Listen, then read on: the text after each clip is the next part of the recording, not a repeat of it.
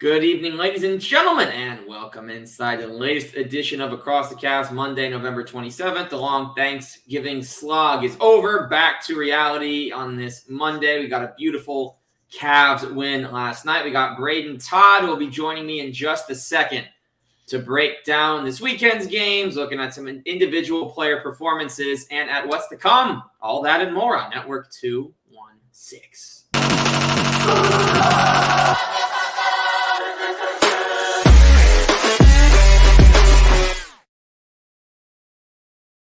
All right, folks, welcome back. Brayden, it took us a long time to get our first appearance, and now before too long, we're already on our second. A pleasure to welcome you back to Across the Cavs. Yes, sir. Thanks for having me. Glad to be back. And, Brayden, we start with this before we get into the fun stuff and the nitty-gritty of the Cavs, because about 25 minutes ago, I was doing a little Max Strus research. I wanted to look at, and I actually didn't even find what I wanted. I was trying, because I believe the Cavs got Max Strus in a sign and trade.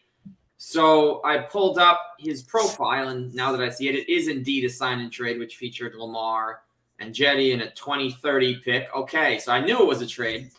And what I found is that he didn't play his first game at DePaul until he was 21. And I'm like, wait, why? Everyone just talks about Max Strus at DePaul. He played 4 years in college, but not 2 years. So my research then told me that Max Strus played 2 years of Division II basketball, making him one of 3 players on last year's Heat finals team, all in the rotation, who opened their career at either D2 or D3 with Duncan Robinson and Haywood Highsmith. So he was a beast at Lewis University, where he averaged 20 and 9, put up the same numbers in Division I at DePaul. So it's honestly even more crazy that he wasn't drafted. And it took 3 games on the Bulls, another year on the Heat to finally break through. My question for you, Brayden, is Strus is now and maybe you've already seen the tweet. If you've seen my tweet, I guess the spoiler, this was about 15 minutes ago. Can you name the 5 Division II Cavs players all time, or any of them? They've never had a D3 player. I can confirm that. I did not see your tweet. So. All right, let's go. Anonymity, baby. Man, that's a tough one. I don't know if I'm gonna know any of those. But it's some random guy like a London Parentis. Or... I wish it was London Parentis. All right, I'll give you, one of them has your initials, BT. That might know. He was recent. Oh, Broderick Thomas? Yeah, Truman State University. Yep. I was a Broderick Thomas believer for a hot I remember. You hooked us all on a Coro as well, right before the draft. And hooked us off the Denny train. Yeah. Man, that feels like just recently. Yeah. 4 years, I believe. 3 years. 3 years. Yeah. 36 months ago. 36 months and 9 days ago, the Cavs drafted Isaac Okoro. If you want to be exact, what is that? 100 and a lot of weeks. But, right. Any other names here? I'll give you the alma maters. I don't think that would actually help. Yeah, man. I have no idea, honestly. I don't even know who to guess. All right, so in order, now you got Jay Geidinger from the 1990s Cavs, played at Minnesota Duluth. Okay. And then the second was our good pal Flip Murray from Shaw University, joining Devin George, a 3-time NBA champion, as Shaw NBA players. And then we had Big Bad Ben Wallace. Oh, that's right. Yeah, Big Bad. And then I guess if you want to get even more fun, you got Blinn College NAIA alum, or JUCO alum, Chris Anderson was a Cav. Yeah. And then we finish off with Broderick Thomas from Truman State and Max Strus, who put up even better numbers in D1 than D2, which is pretty impressive. Like we knew he was good, because if you're going to DePaul and you're getting to the NBA, you have to be really, really good. It's true. They're not the top of a very good Big East, but they are a respectable program. You have to be a stud, really, from those types of schools. So shout out Max Strus for inspiring this little deep dive. But let's get the stuff Brayden does know, because this man, the reason he's here again, been talking to him for 3-4 years since I joined Cavs Twitter. Brayden knows ball. That's a fact. It's a I'll fact. accept it. I'll accept it. And let's quickly start with this, Brayden, before we talk about the recent games.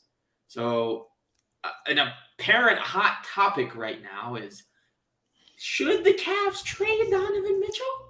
And he's had 2 okay games, but I mean, people seem to have forgotten Brayden the start of this season when he hit the game winner on opening night. He was putting up 40 regularly. Those people are crazy, right? There isn't a world where the Cavs should trade Donovan.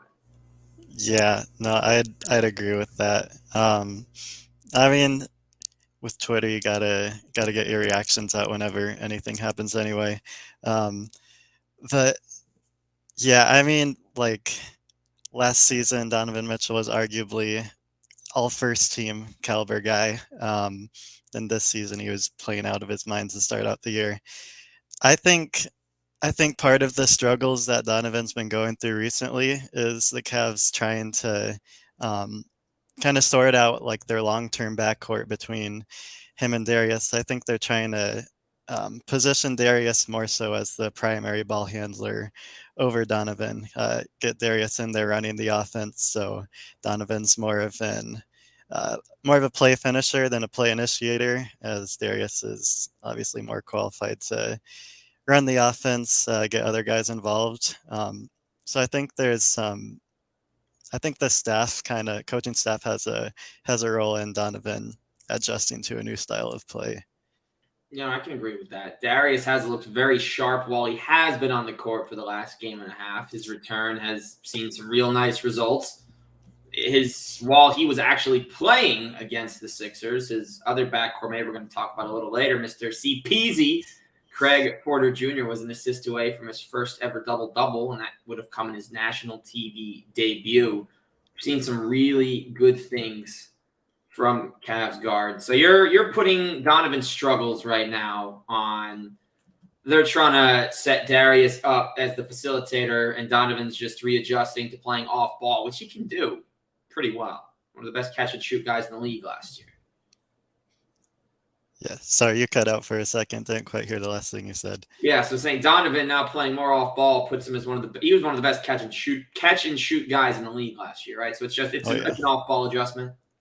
Yeah, yeah, and I mean I think also Donovan started out the year as one of the best rim finishers in the entire NBA, and these last couple of games he's been missing some shots around the rim that he usually makes.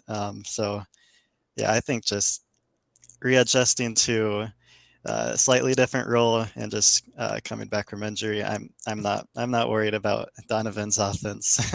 Yeah, neither am I, and he's also averaging a career high, almost 2 steals a game, and even with the 4 games missed, still in the top 5 in steal averages a night. So he'll be fine. We're not trading Donovan Mitchell. It's not happening. At least it's not happening right now. Hopefully it never happens. Guy that the Cavs did trade for sparks the beginning of the show, a certain Max Strus. Brayden, I'd say he's a lot better, and we had expectations. He's a lot better than anyone could have foreseen. Yeah, he's been amazing. Yes, I tried to watch a bit of Max Strus on the Heat over the summer to just get a little taste of what we're going to be getting. And I mean, he's showing some stuff that he didn't even show in Miami, at least to this extent.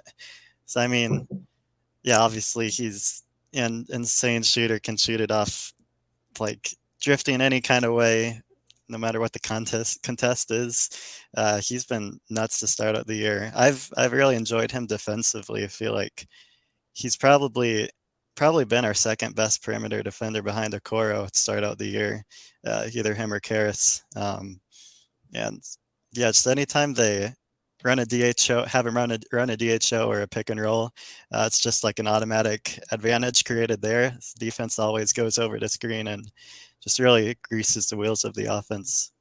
And I don't think you'll see many better 6'4" screen setters in the league, for that matter. He looks like a big when he's set. He really gets the space. He runs off it very well. And what I really liked last night, Brayden, we'll get to the Raptors game in a minute.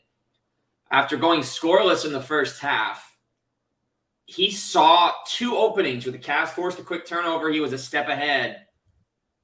Those two finishes at the rim, the second one being a real pretty dunk, is what got the team going after they really had a lackadaisical first half and end of the second quarter.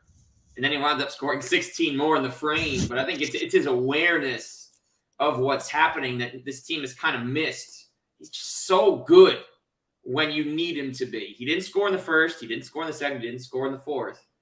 But he became, I believe it was the 19th performance in Cavs history of a 20-point quarter. And it's got to be the first time I've ever seen a scoreless first half and then a 20-point quarter. You get that kind of thing in college. You don't see that in the NBA.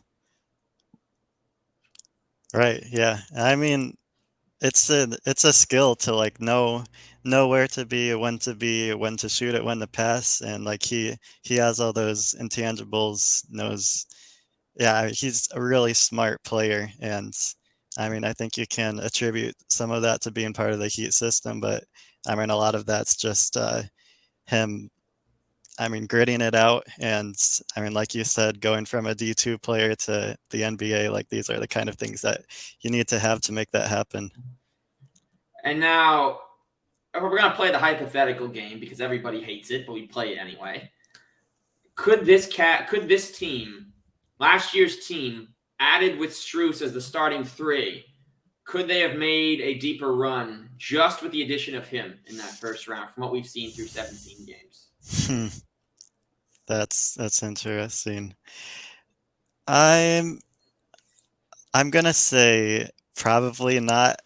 I think a lot of that series was Garland and Mobley struggling to adjust to the physicality that the Knicks threw at them, and just the adjustments that like Thibodeau and the coaches threw at him, guarding those guys in different ways. I think Strus would have helped, but probably not to, swing a 3-1 series in the Cavs' favor.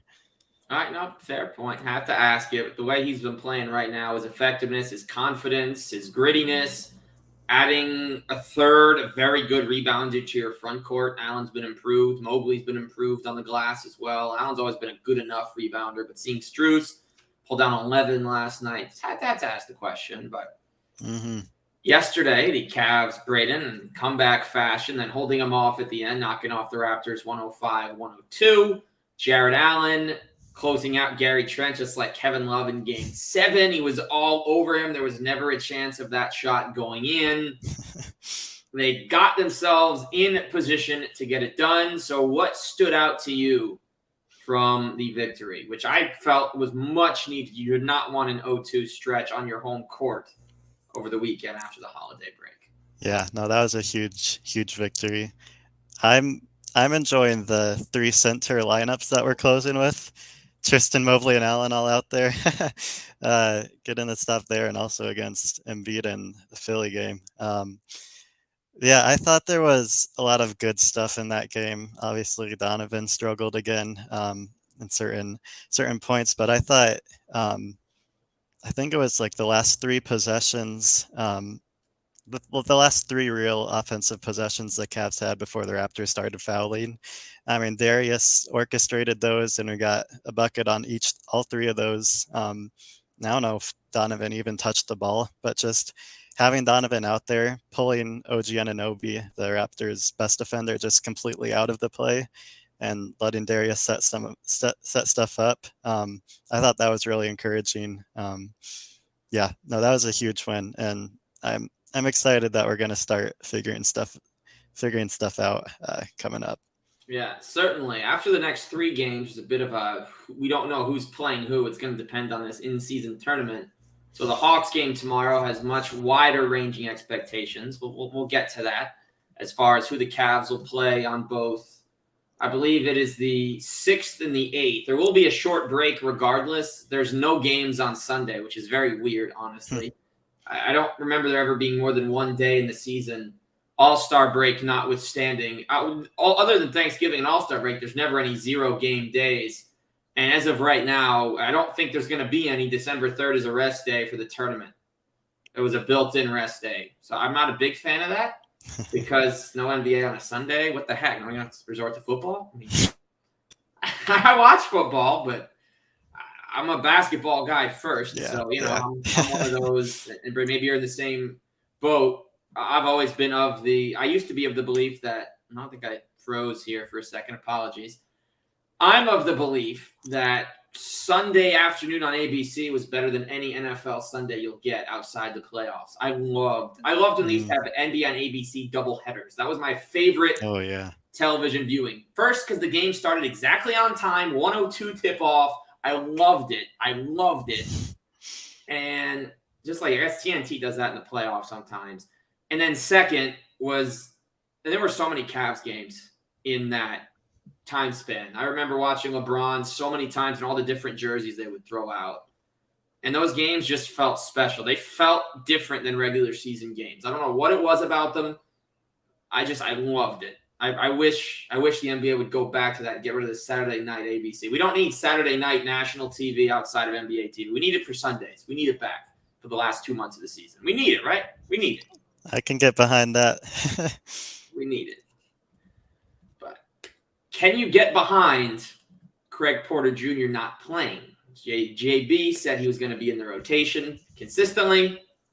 He played good minutes the previous night against the Lakers when Darius was out. He was even on the court till there were about 2 minutes left in the fourth. And then this time, not only does Okoro not touch the court in the second half, Craig Porter plays 0 minutes, 0 seconds in the game. Yeah, no, it's tough because, yeah, I kind of posed that question after Craig had that hot start, and then Donovan and Okoro came back. Just wondering, like, yeah, is Craig gonna make the cut? Yeah, because I mean, he's still played well, like you said, in the Lakers game, and it's tough because, yeah, you want to get him on the court, get those developmental reps in, and he's bringing clear value too, so it's a double win. I think the rationale behind that is, I mean, he's still green in certain areas. Like, I think in the Lakers game, you could kind of see it in the second half.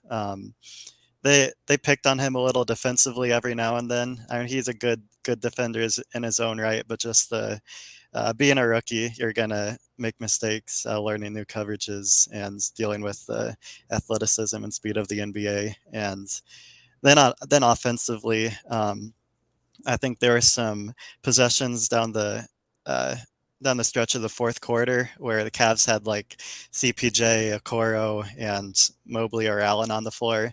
And I mean, all three of those guys aren't real threats from outside. And so Donovan would drive into the lane, not a lot of space. So I think with Donovan, Darius back into the fold, those on-ball reps for Craig are going down, and he doesn't provide a ton of value off the ball. So I'd say that's the rationale, and I get it. I think if you can kind of use him like how JB has been using Tristan and Sam Merrill, just throw him in occasionally for like a 5-minute stretch, get some energy in there. I think that's what we might see him be used as occasionally. I'd be fine with that. I loved the Tristan minutes last night, and we'll get to that in a second. But I think Dylan Windler had the previous record of fewest minutes played to take the chain. I didn't confirm this, but Dylan Windler did, yes, guys. Dylan Windler, who he barely touched the court as a Cav. Dylan Windler did get a DPOG. He did get the chain, not a DPOG chain, the JYD. Sorry, mixing up with the Kings. He did get a chain, and it's because he had 9 rebounds, and I want to say it was 13 minutes of action when he got it. I'm not going to confirm that. I'm not going to Google Dylan Windler chain. Who knows what we're going to get with that. I don't know if he was a chain guy. He has played with the Knicks. I think he's got 1 game under his belt this year, so I'm glad he's still chasing the dream. But, I mean, it's got to be a record. We'll get to Tristan again in a second. Real quick, just on the Lakers game, we won't go into detail. LeBron improving to 18-3 against the Cavs when he's taken the court between Miami and LA. So the question here, Brayden, is pretty short. They stayed in it, even with Don having an off night. Would the Cavs have won the game if Darius does not get hurt in the first half? I'm going to say yes. I think the Cavs really hurt without Darius in the second half of that game. The offense looked a bit messy, and yeah, I'd say yes personally. No, I'm with that. I don't see a way to argue that. Craig played well. They had their moments. Certainly, Allen had his moments. Mobley had his moments. Strus had his after what was a horrible Miami game. It was a nice bounce back for everybody, really. But they stayed in it. It was close to the end. It was tough to see the loss because Donovan just went cold on those last couple possessions. And then there was the tech right before the tech point they got back that they really missed in the late stages. But we move on from the weekend. It was a 1-1 weekend. We're going to talk about Tristan. We're going to talk about Craig Porter. We're going to set expectations. We're going to preview the Hawks game, and then we are going to say goodnight. Brayden, we start with Tristan here. Do you see him as an everyday player or, as you mentioned a moment ago, maybe just a situational guy? Because it seems that every time Mobley or Allen get in foul trouble, they finally have a reliable player they can bring off the bench for short stints. So like his energy is there. He's getting rebounds. He's finding the open player. He's not playing outside himself. It's very clear that he knows his role now, maybe even more than he did on the losing Cavs when LeBron departed and he stayed for another 2 seasons. So what do you think about the Tristan situation here? Because I've loved his return in so many ways.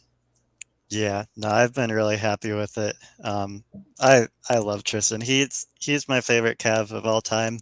And yeah, I'm very pleasantly surprised to see he's still capable of giving positive minutes. I was a bit not too optimistic on that after the Bulls, Kings, Celtics stints. And 1 game with the Lakers.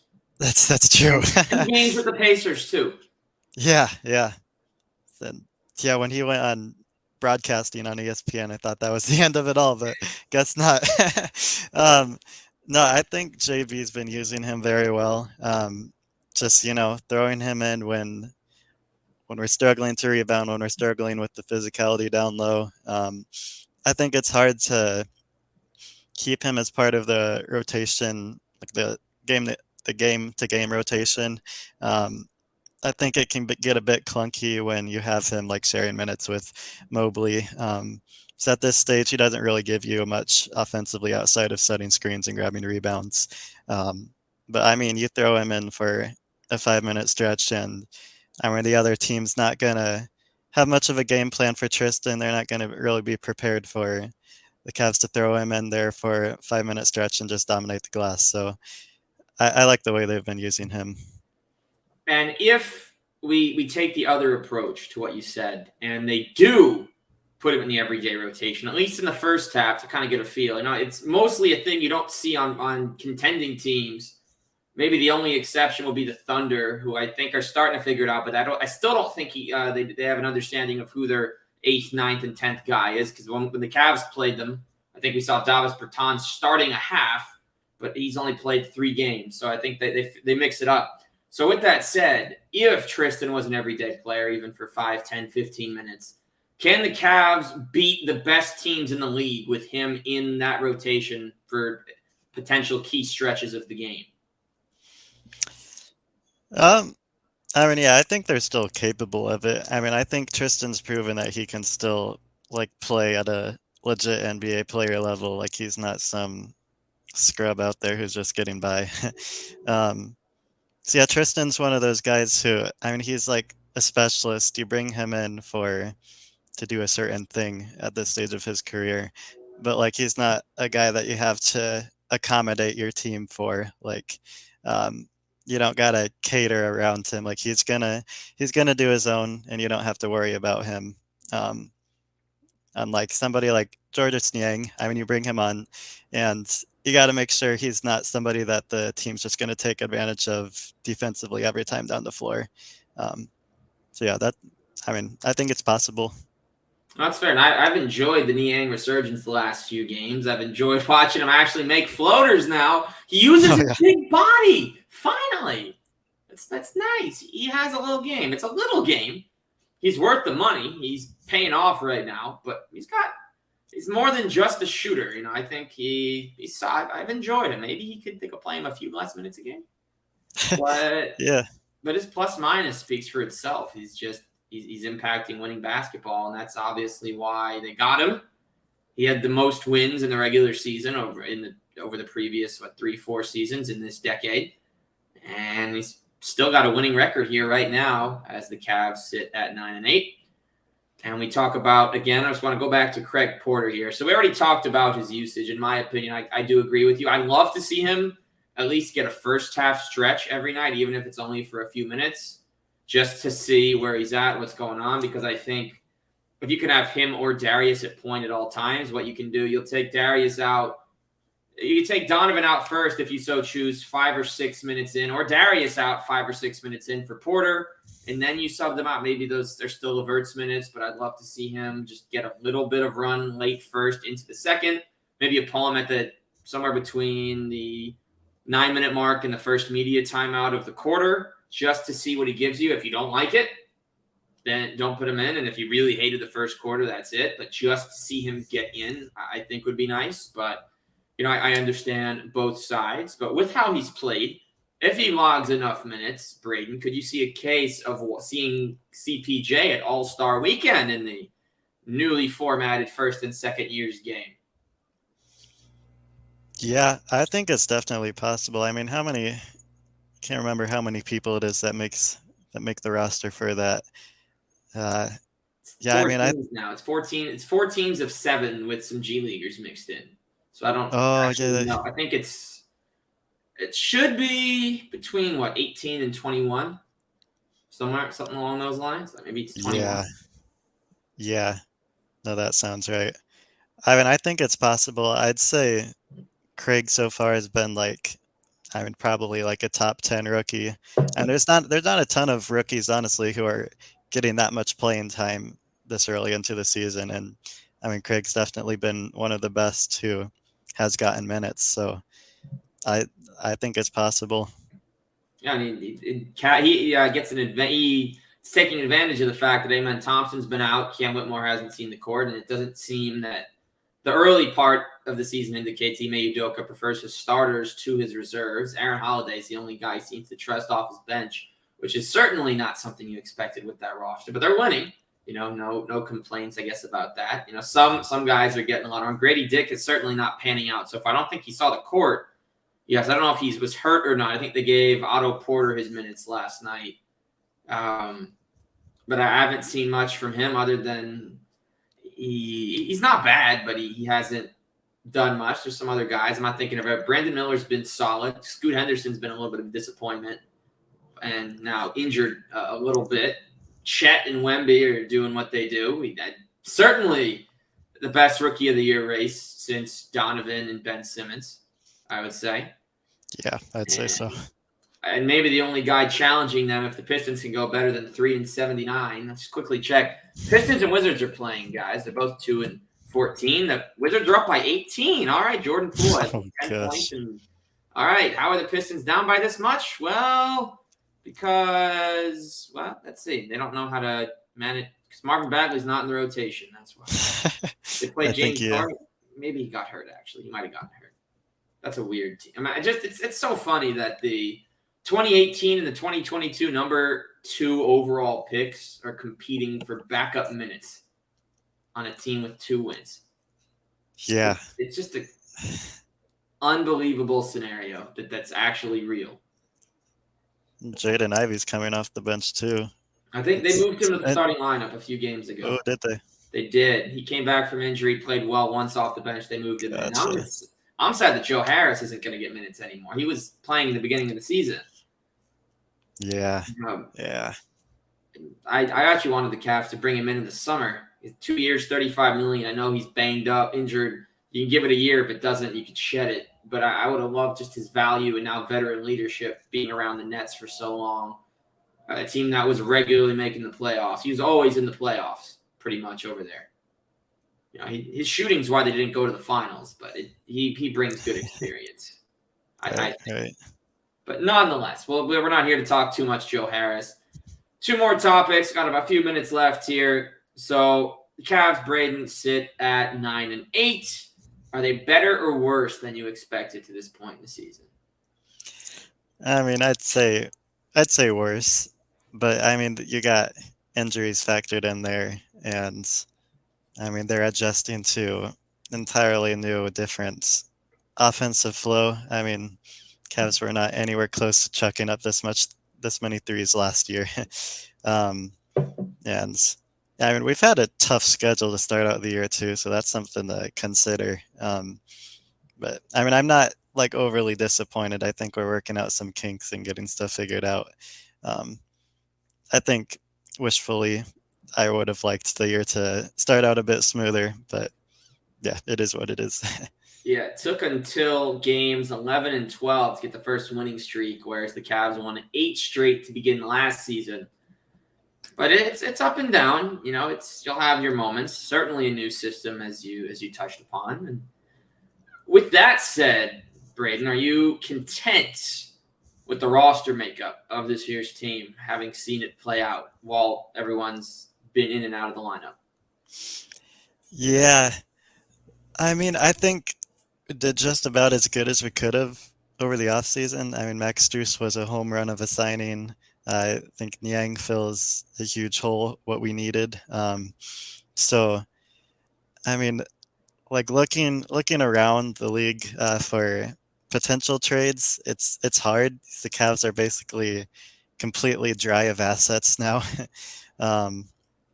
Yeah, I mean, just a handful of future seconds, and I mean, not that many guys who would really be needle movers as far as trade goes.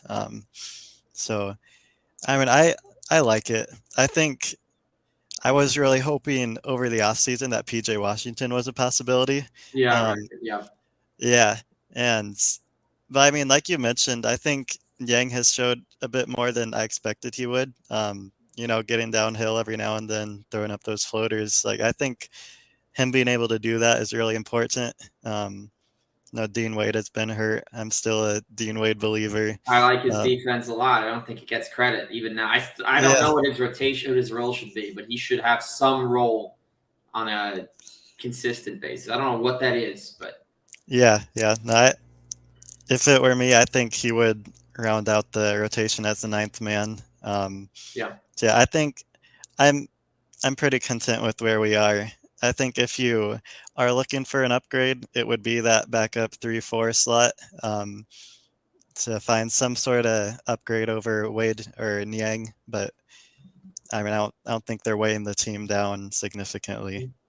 I think that role is going to be filled next year by number 21, who just put up 29 and 4 blocks in the G League the other night. A certain fellow by the name of Imani Bates, who I'm kind of glad that the Imani hype train is cool just a little so that he can actually grow and do it under the radar. He's playing very solid basketball in the G League with the Charge. And now that Craig Porter's had the NBA reps, to actually helped him because he gets an even bigger role. It's also been nice to see Zaire Smith making his return to professional basketball after having a really severe illness, injury. I think it cost him a couple of years of ball, lost a lot of weight. So he was the one that was traded for Mikal Bridges, to anyone that didn't know on draft night. Mikal would have been a Sixer, but the Sixers wanted Zaire Smith instead. So, you know, imagine what could have been if Mikal was in the process instead of Phoenix. With Jim, and even coming off the bench with Jimmy and Redick and all those guys. I think Mikal was in the league for a year at that time. I might be wrong, but that's not what we're here to discuss. Nonetheless, there's your little background on the G. Lamani's going to come in, I think. And if not, it is what it is. I do like the roster makeup right now, and they overcame injuries nicely enough. And now that Isaac's back, they're going to get Dean back hopefully soon. And and hopefully Rubio can come back, even just in a mentor role. He probably lost any chance he has of rotation minutes ever on this team again. But hopefully he's okay. He does get a chance. So should they need a spot start on a night Garland's out, maybe before going to Porter, maybe you start Rubio, play him the first 5 minutes of each half, just as kind of a veteran presence. But hopefully he's okay. We haven't heard much. And one more topic here, Brayden, and we will say goodnight. The Cavs set to face the Hawks tomorrow in the in-season tournament. The bright side of the matchup, and hopefully he gets well soon, Jalen Johnson, ankle injury the other night. He's out 4 to 6 weeks. He was one of the leading candidates for most improved player. His scoring was up. His rebounding was up. Every time I brought him up to someone, they said, "Oh, is he a rookie?" I said, "Nope, he's in his third year." He was that de facto, oh, John Collins is out, let's give this guy some big minutes guy last year. Now they trade Collins just to clear the rotation. He gets that opportunity, has played well. He's out. Hawks have won 7 of 9 against the Cavs. It's 8-2 in the last 10 if you add the play-in into that mix. What has to happen tomorrow, Brayden, for the Cavs to finally just tell the Hawks to fly away? Yeah, I mean, they got the two-headed monster backcourt like the Cavs do with Trae Young and DeJounte Murray. So obviously containing them is key number one. Yeah, the Cavs have kind of struggled with that, defending teams that have a similar backcourt to them, just because Garland and Mitchell aren't out there for their defense; they're out there for their offense. And at least one of them has to guard one of the guys from the opposing backcourt. So yeah, I mean, I think finding a way to get the ball out of their hands and forcing guys like DeAndre Hunter, Sadiq Bey to make plays. I mean, that's going to be key. The Hawks are an interesting team. I I don't find myself enjoying the way that they play very often. It's a lot of defensive lapses as a team, a lot of hero ball between that backcourt. But I mean, they're great when they're all on the same page. They make shots. They do, yeah. So that'll be an interesting team. They've always been a tough matchup for the Cavs. I'm still amazed that they find 30 minutes a night for Bogdan somehow with Trae, with DeJounte, with Sadiq. I'm amazed that they're able to figure out that minutes. Although I will say free AJ Griffin. I know he's playing a little bit. He showed a lot of flashes last year in the early part of the season. He had a game winner, that weird lob play at the end of the game. And there was another situation. I think John Collins got fallen on by a Raptor, or maybe it was AJ Griffin scoring and then fell on a Raptor who was in the way. But he's a good player. His dad's the coach of the Bucks. I think he has some game. I'd love to see him play more. They're giving, I don't know how, by the way, Wes Matthews discourse. We're going to see him tomorrow. Now, how is he still in the league getting rotation minutes? It's wild. He is. I thought he was cooked 3 or 4 years ago. But I guess, and I've actually enjoyed his minutes the last couple. I liked his minutes on the Bucks. His new stint, he was okay on the Lakers, truly. And I was unaware he was even on the Hawks when he made his debut.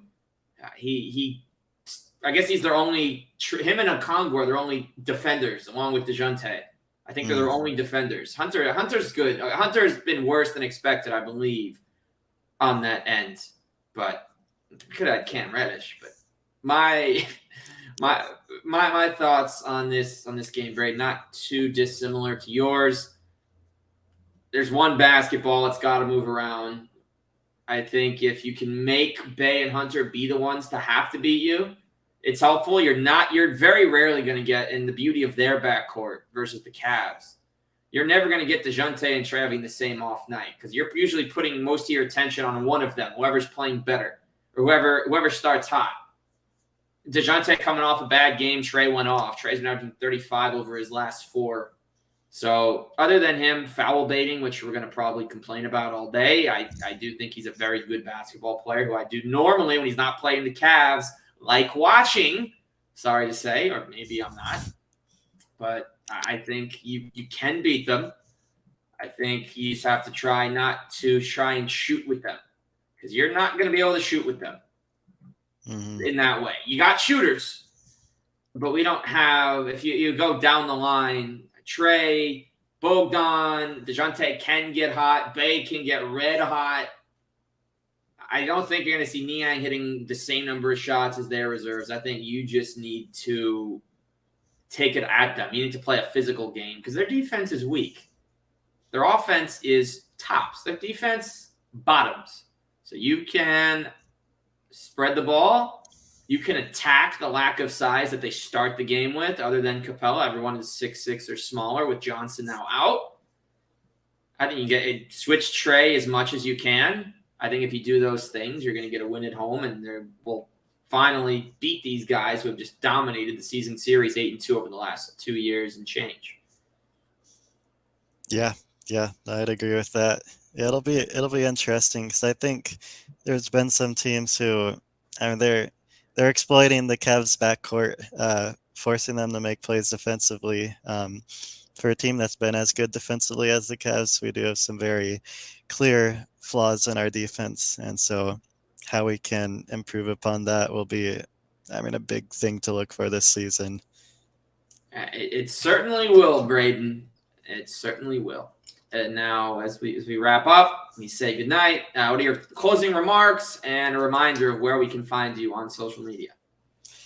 Yeah. I mean, thanks for having me on. I always enjoy talking Cavs ball with you. Can find me on Twitter at Bray__NBA. There's 2 underscores in there. Yeah, I mean, I post a bunch of Cavs clips of games, post-game reviews. I just love watching the Cavs and letting people know what I'm seeing and what I'm taking away from the games. So, yeah, hit me up with a follow. Hit Zach up with a follow if you're not following him for some reason and watching this. Yeah. Thanks for having me.